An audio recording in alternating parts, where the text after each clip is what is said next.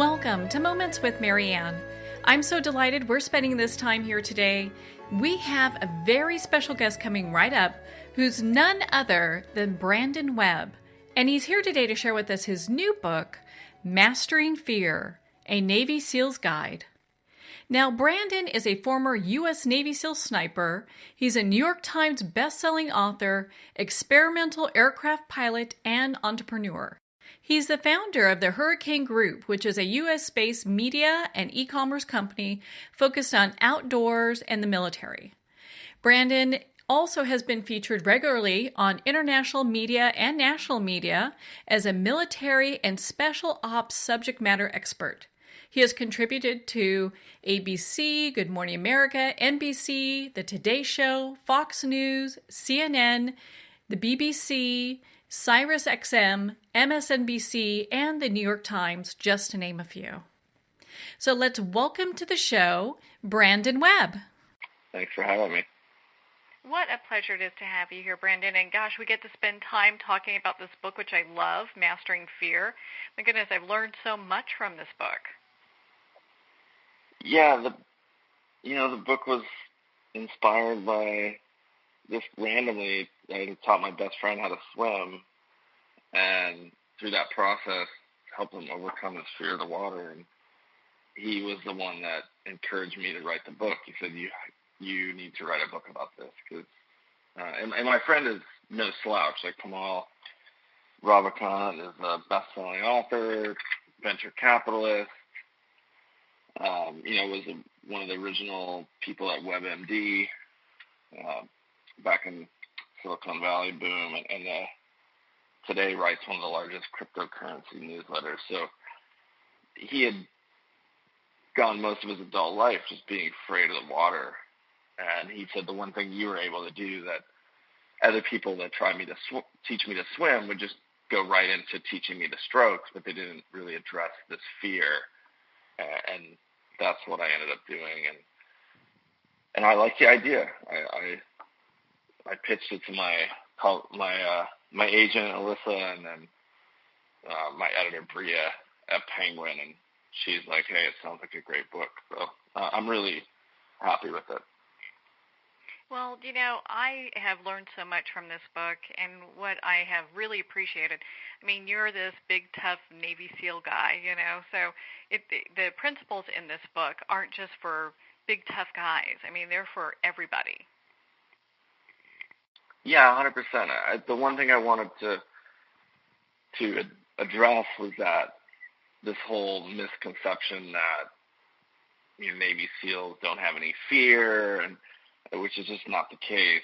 It's just we're really good at overcoming or mastering our fear. And so I wanted to tell some of my own personal stories of fear. And it didn't always start in the SEAL teams. I remember I tell the story about getting the sharks out of your head. I got my first job on a scuba diving boat taking recreational divers off the coast of California in the Channel Islands to dive all these amazing spots. And I grew up working on this boat as a 12-year-old kid. The captain taught me how to dive the first summer I worked on the boat, but I remember towards the end of the summer, we were at one of the northern islands called San Miguel, and there was a big the diving was great, but there was a big sea lion habitat on the backside of the island, and we were diving in the day.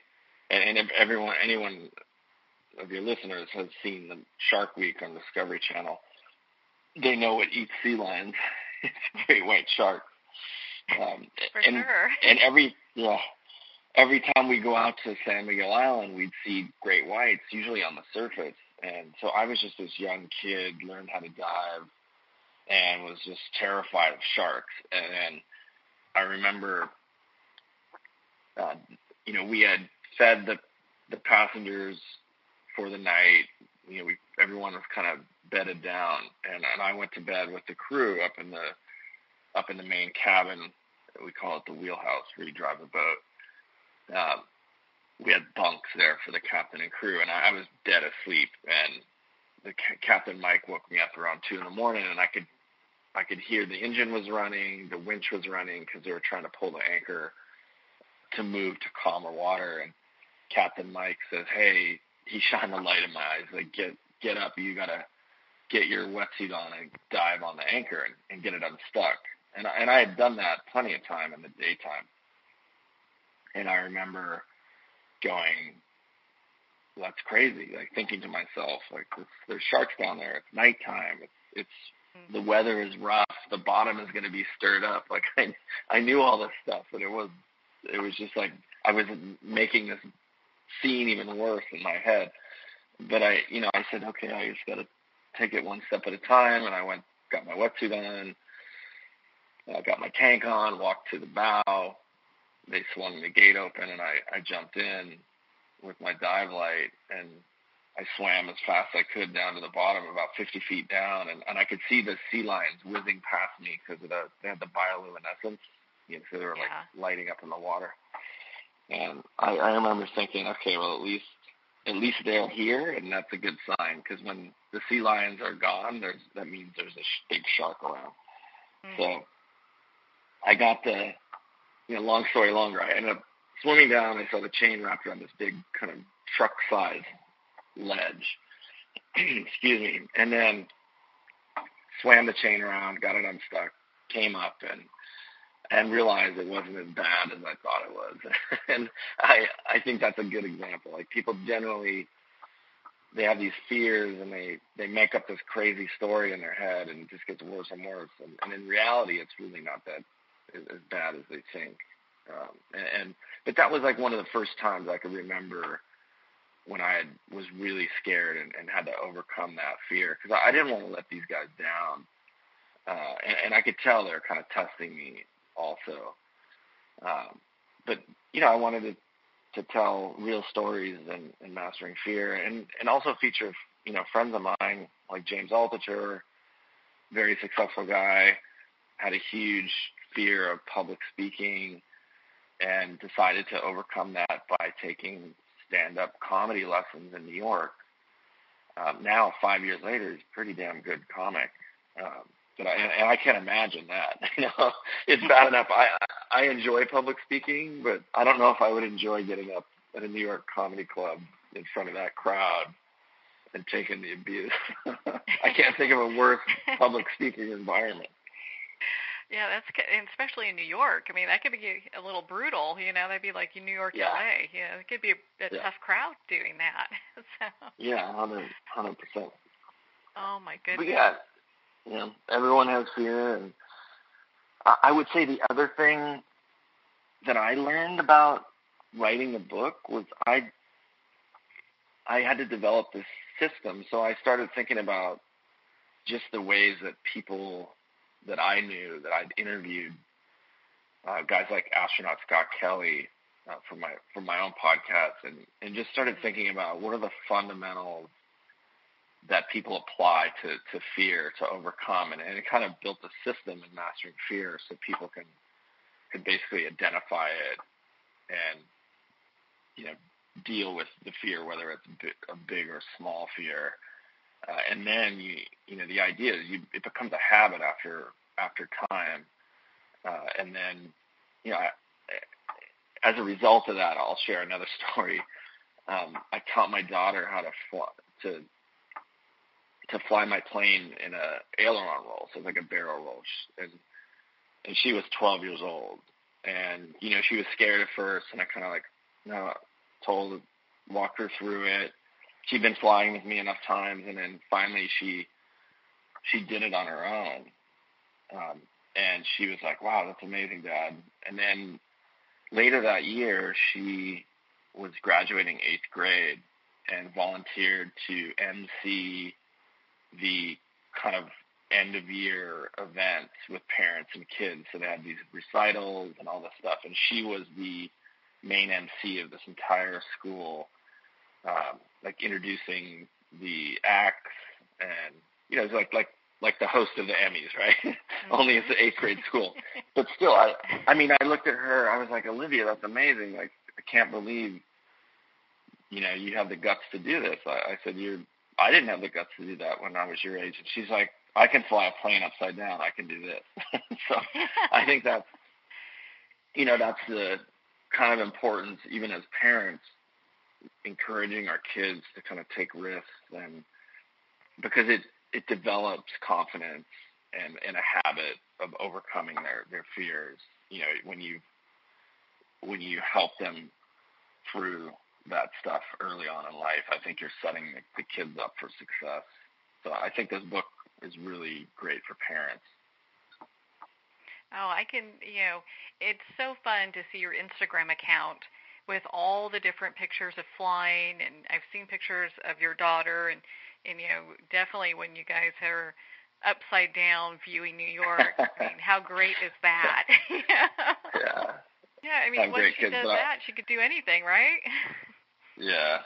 I remember the first time I took her around the Statue of Liberty. She was maybe 11, and we're doing a circle at 1,000 feet over the statue, and she's like, "Hey, Dad, can you bank the plane a little harder?"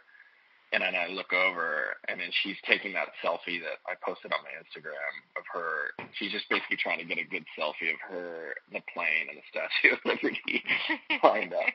And then now all my friends want the same picture. They're like, "I want the photo that your daughter has." Might have to green screen that one, right?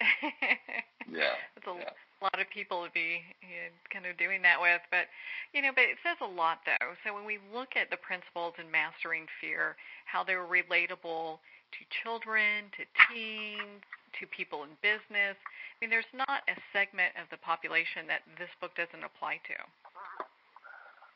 Yeah, it applies to everybody, really. I mean, I think the only people that don't tell you they don't fear anything are either lying to you or they're insane. Mm-hmm. One of the things that I really talk about is rehearsal. It's in chapter 2. I get into the rehearsal, and that comes from my experience working with a guy named Lanny Basham, who, when I was a Navy SEAL sniper instructor and then ended up taking over the course as course manager, we were working with a consultant, Lanny Basham, who was an Olympic gold medalist, and Lanny was a pioneer in mental management, and what we know today really is positive psychology. He had went to the Olympics in the early 70s, I think 72.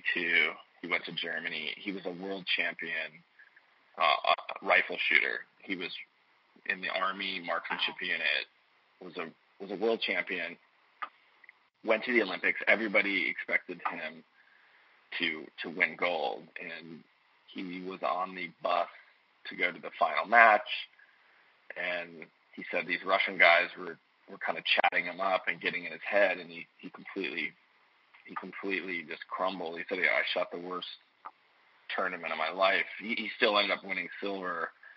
So he comes back from that, and he says, wow, how do I deal with this? Like, what happened? And so he went to all these sports psychologists, and they just wanted to make him better and okay with being number 2. And he's like, no, that's not what I want. So he decided to go survey all the Olympic gold medalists that he could get in touch with, and he was on the Olympic team. So he said, fortunately, they would return his calls. So he spent a year categorizing the mindset of a champion, and then developed this program for himself, went back to the Olympics 4 years later in Montreal.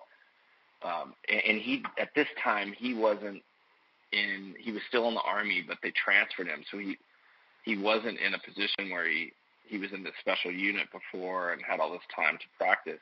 He practiced for the second Olympics in his basement at 5 a.m. every morning, dry firing. So we're dry firing basically with no rounds in the gun, and visualizing his matches, and then ended up winning the gold medal, which he told me before he won the gold. He said it was torture. He said when you're a silver medalist, he says people, the first thing they ask you is who won gold. He said it's just terrible. That's awful. Yeah. But the power of visualization is incredible. Like, you can imagine yourself doing something that you're afraid of and do it over and over again, and it helps you overcome the fear. And I did that with Kamal when I in 1 week, I took him from being completely terrified, going into the pool on the ladder, gripping the ladder, letting go, and like grasping for the side on Monday. And on Friday, he would come in the pool, do a cannonball, sink to the bottom, hold his breath for half a minute, and then come up and swim laps. It was a totally different Kamal. And part of that was I gave him homework. I said, you have to go home before you go to bed and just imagine yourself, the hour that we did here, just imagine yourself doing it over again, because it will help.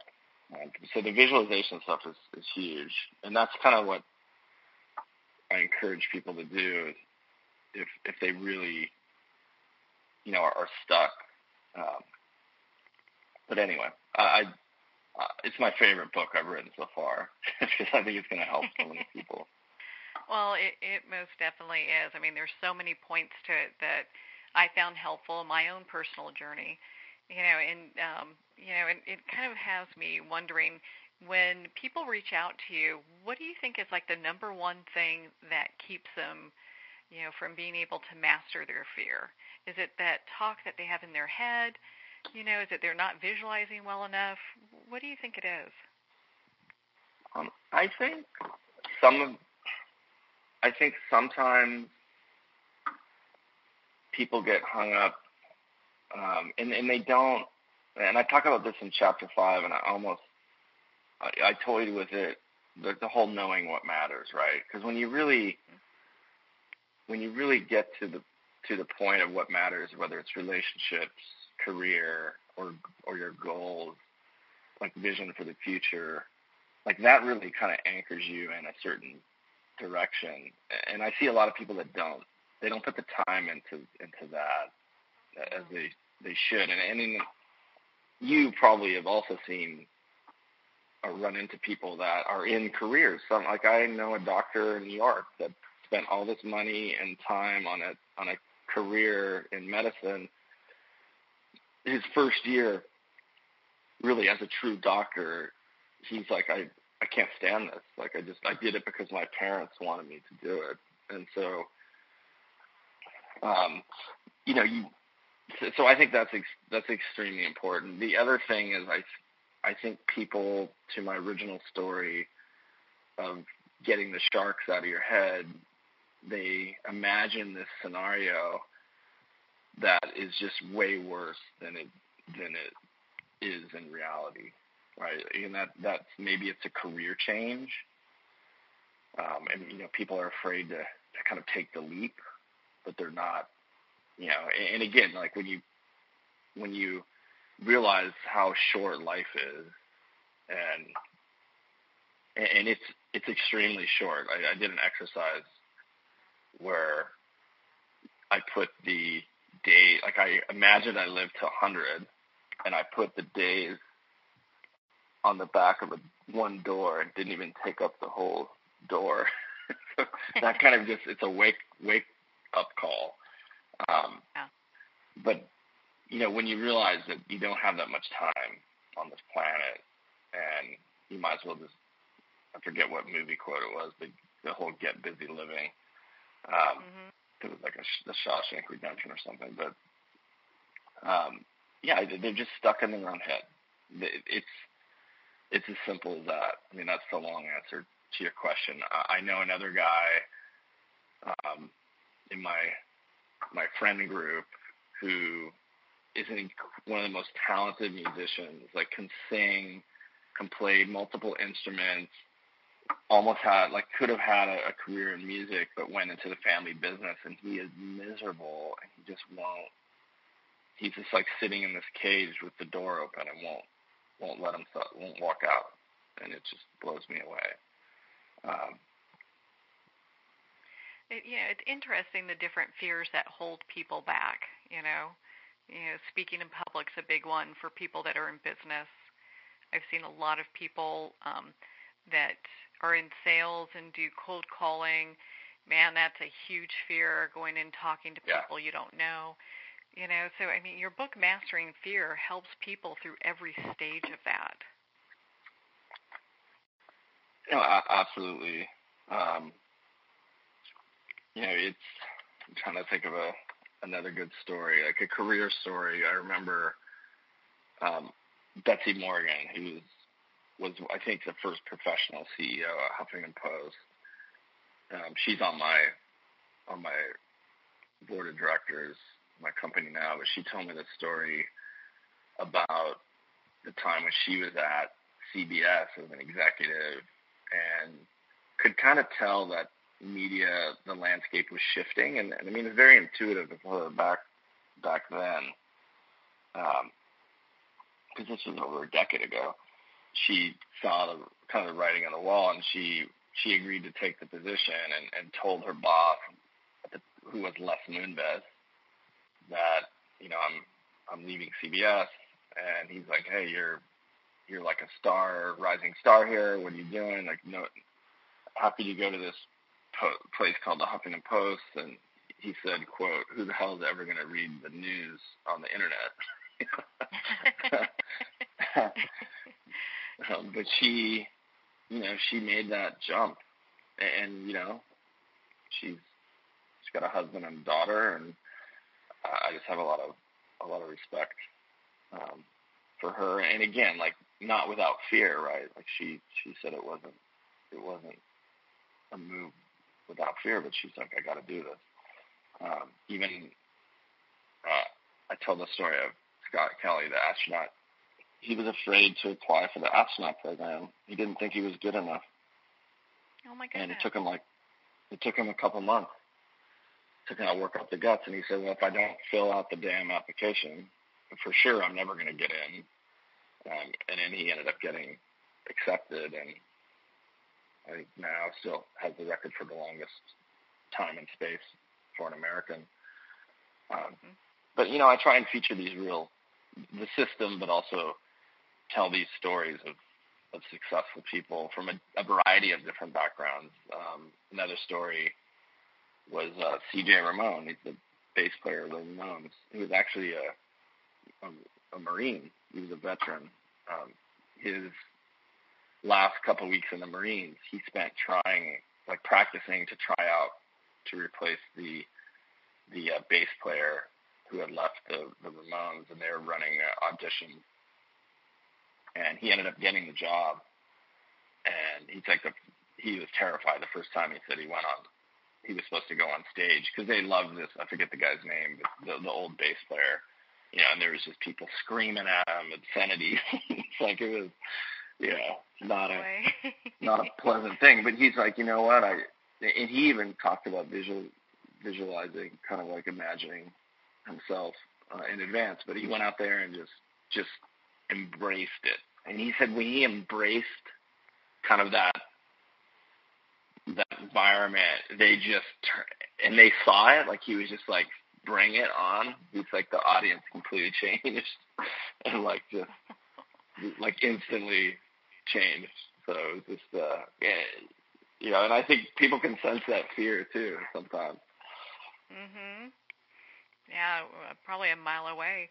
Well, and so with the visualization part, do you still use that in your daily business today? Yeah, I use visualization. The other thing I talk about, I think one of the most important things is to have a vision statement. It's basically, you call it a mantra or whatever, but it's kind of a statement that you write that you can look at every day. And I open it up and look at it every morning. And then sometimes when I'm off center, I go back and read it. It's all it is a positive reinforcement. I'll actually pull mine up right now and share it with you guys. Yeah, because everyone wants to know that, right? Yeah, I don't mind sharing it. So let's see. Okay, so here's my So I have a more detailed vision statement, but this is my daily mantra, the one I look at every day. And if I get off center, because we're all human, we're all prone to having emotional reactions. I go back to this and kind of look at it, and it helps reset me. So here it goes. So, I am building a $1 billion company. I'm always learning and improving. I smile a lot. I love my kids, friends, and family. They love me. I'm a New York Times bestselling author. I always look for the best in people. I treat others like I want to be treated. I anticipate instead of react. I wish happiness and express gratitude because it brings happiness in return. I know that innovation leaders rule the world. I'm a successful entrepreneur and have the knowledge to start any business I want and be successful. That's my kind of daily. Well, you can check all those boxes off because you have that, So, you are a living example of your mission statement, and that's kind of what we want to end up being, is a living example of our mission statements, Yeah, it's just helpful to have that as a reminder, and also I talk about it in the book as a tool. Like, if let's say you have this issue with public speaking, and you can put on your a yellow sticky or put it on your phone, your notes on your phone, and it's this thing that reminds you every day, like, I am, and you don't have to lie to yourself, right? Like, you don't have to put, I'm a great public speaker, but I would start off with, if you have this fear of public speaking and you've made a decision and a commitment to do something about it, for one, you have to make a plan and a commitment, of what to do, whether it's take a class or join a Toastmasters and something like that, which are great groups to kind of practice the speaking. But put in your kind of daily statement that I'm committed to learning and becoming a good public speaker. Like, that's a great place to start, and then you can kind of change it over time, and then maybe it eventually you get to that. I'm a well-practiced public speaker, and public speaking it's got to be one of the top 10 fears. Mm-hmm. Right it there with diving with sharks, Yeah, yeah, and I was afraid too. Like, I went to Navy instructor school, and they make you get up in front of the class and practice over and over, and they videotape you. And eventually you just realize that you're always going to – I don't know anyone that speaks professionally that isn't a little bit nervous or have those little butterflies before they go up on stage. It just happens to everybody. And when you do it enough, you know that that's just part of the game, and it goes away. It's like as you kind of get into your speech, it eventually just goes away, and you just realize that now I like it because it kind of is that nervous energy forces me. I use it as a tool to force me to make sure I'm giving my best effort. What a great way to use that, though, to use that nervous energy to kind of propel you forward instead of keeping you back. Yeah. I'll share one story about visualization that my friend Lanny shared with me way back when he was consulting with us when we were trying to make a better sniper program in the Navy SEALs. Lanny knew this guy. I think it was Captain Jack Sands. He was a prisoner of war, and he had spent 4 years in a prisoner of war camp in Vietnam as a pilot that was shot down. And when the war ended, they flew him and a bunch of prisoners back to San Diego, and they landed at North Island, and they were put in an ambulance to take to Balboa Naval Hospital for evaluation. This guy dealt with being in the prison camp all these years by playing golf in his head. it was just kind of his way to deal with the confinement. And I've spent 4 days in a simulated prison camp, and it is no joke. And by the fourth day, you're pretty much, convinced you're in a real camp. I lived in a concrete box and went to the bathroom in a Folgers coffee can for 4 days. And I still remember I was War Criminal 5'3". That was my name, my new name. But I can't imagine doing that for 4 years. Like, you've got to really be incredibly mentally tough. So this guy, 4 years later, he gets out. He drives in the ambulance. He sees that they're driving out the back gate past the golf course at North Island. And he's just like, look, stop the vehicle. I got to get out and play golf. Like, I have to shoot around a golf. And they looked at him like he was crazy. So he gets out and he goes in the clubhouse, and he looks like hell. Like, he's like 6 foot tall, malnourished, extremely skin and bones looking. And they look at him like this guy's in the wrong place. Like some homeless guy walked in off the street.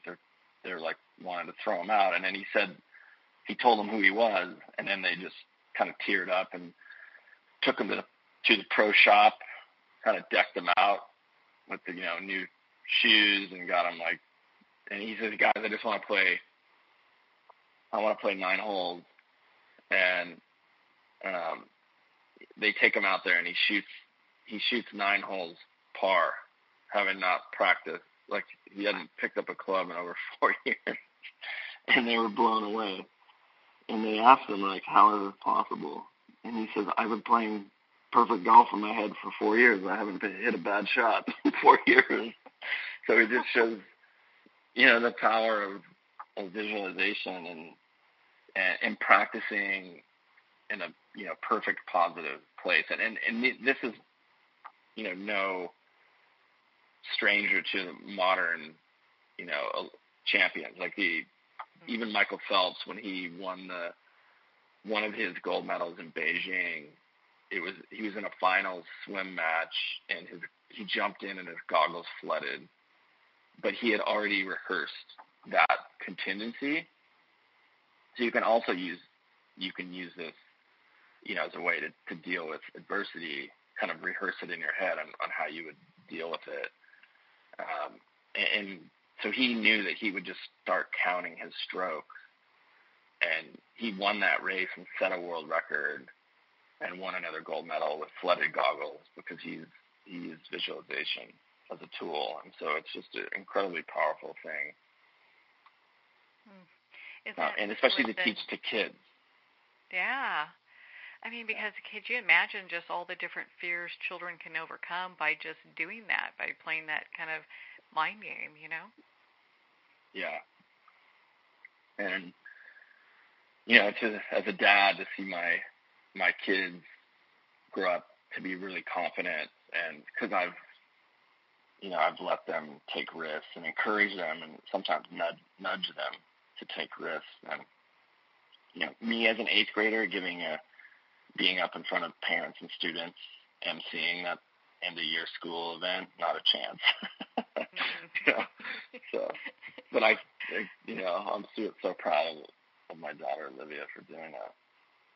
Well, you're obviously a very good parent, because I know all parents want to have their children be better than them. And, she's got a great head start with mastering fear and being able to kind of just go and do these very courageous things in her young life already. Yeah. Yeah. She actually coached my youngest son, Grayson. He's obsessed with soccer and sports. And we were at an airport, and he saw one of his favorite soccer teams.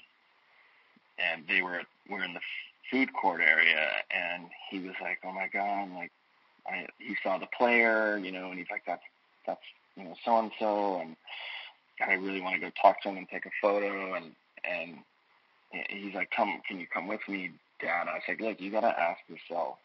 And then his sister kind of took over, and she's like, you can do it, buddy. You got to do it yourself, though. These chances don't come around very often. And he was just hands in the pockets, and then he eventually worked up the guts to go over there, because I told him, I was like, if I do this for you, I'm not doing you any favors in life. So you've got to go do this yourself. And his sister kind of coached him along, and he went and walked over and just asked to take a photo with his favorite player, and the whole team got around him, and then he started talking and laughing and was over there for like 10 minutes. And I was just like, you know what, I'm so glad I did that, because if I had just done it for him, he's not learning any lesson. But it was really cool to see his sister coach him along as well. So I'm, again, it's like one of those proud parent moments. Well, it's got to be. My goodness, there she is, kind of taking the lead, going, "Hey, I got this, and you're going to get it too." Yeah. Yeah. You gotta love that. Well, and so, and gosh, we've got the holidays just right around the corner, and for people that have bookworms in their family, regardless where they are as far as age, I mean, Mastering Fear is the perfect holiday gift. And if it's a little big for a stocking stuffer, but maybe you just need to get big stockings, Yeah, exactly. Well, hey, Brandon, where can people connect with you and be part of your community and learn more about all the great stuff you're doing? So I'm pretty active, as you know, on my Instagram.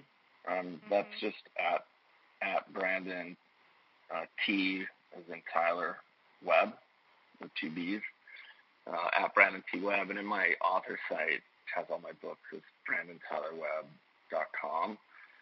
But I'm on Instagram. I really made a commitment last year to grow my account and engage with people. I don't have one unanswered DM on my Instagram. So if people want to just share the experience or they have questions, definitely find me on Instagram. I'm happy to answer any questions. Well, and I know you're really busy because, gosh, you've got a great marketing company that you run, that Hurricane Media, that's just absolutely fabulous, as well as, you do guest appearances on all the national networks. Do you also speak at different companies in regards to Mastering Fear at all? Because I'm sure everyone's wanting you to come out and talk at their different organizations. Yeah, I do about half a dozen a year. I've got a couple. I've got one maybe in Australia next year. I don't do it as much as I would like, only because being a dad and running a business and then writing on the side. It's just there's only so much time in the day. But I do enjoy getting out there and kind of sharing my personal experience with companies and people, whether it's around Mastering Fear or leadership, any of those kind of subjects. Well, you know your stuff when it comes to that. Obviously, you're the guy to go to have it the next business organization, any of these big corporations can easily have you come out and help their sales force kind of learn how to master fear so they can move forward as an organization together. Brandon, thank you so much for taking the time to be on the show with us here today. Yeah, of course, Marianne, anytime. It's always such an honor to spend time with you, Brandon. I'm so glad that we got to dive deeper into Mastering Fear. Such a great book, and it's a perfect gift for the holidays. Again, if you'd like to connect with Brandon, you can at his website, brandon-tylerwebb.com. And you heard he was on Instagram and very active there, so make sure to connect with him there as well. Mastering Fear is available at Amazon, Barnes & Noble, and all indie bookstores. And if you don't see it on the shelf, it's because they ran out. Don't forget to ask for them to place your order for you. Well, we're at the end of our time today. I would like to thank everyone for tuning in. You're listening to Moments with Marianne. And remember, make every moment count.